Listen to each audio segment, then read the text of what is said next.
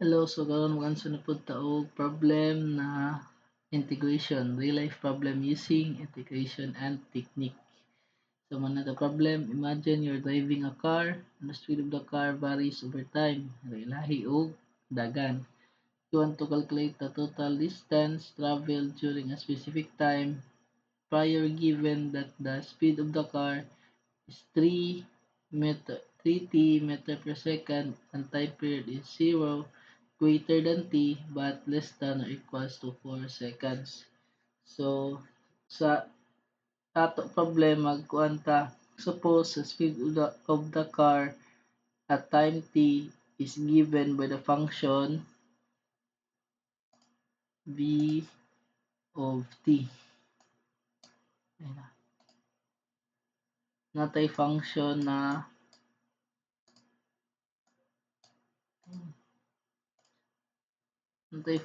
na v of t.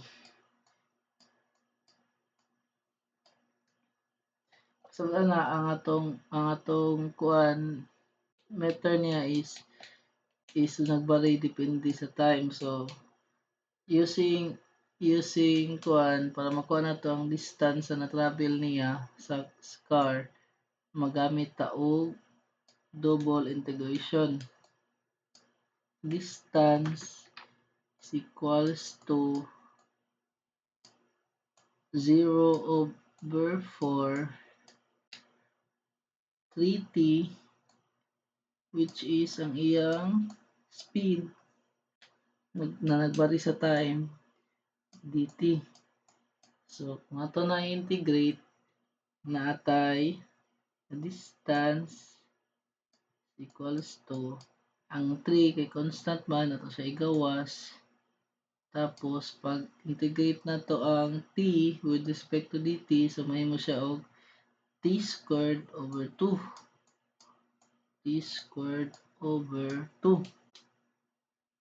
so mao na atong integrate kaya ato naman na integrate, so ato na ni-apply ang double integration which is double integration of 0 over 4. So d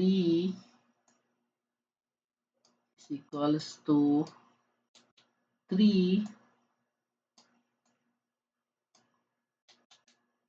ang sa taas minus nato sa ubos.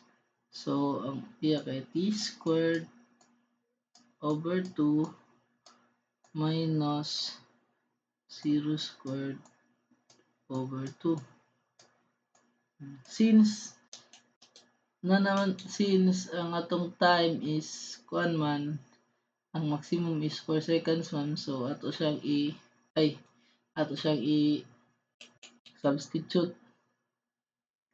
So d is equals to 3 4 squared over 2 minus 0 squared over 2. So distance equals to ato siya gamitan og cycle, 4 squared over 2 minus 0 squared over 2 is 8. So natay 3 is equals to 3 times 8. So kuha nato ang distance is equals to 24 meter.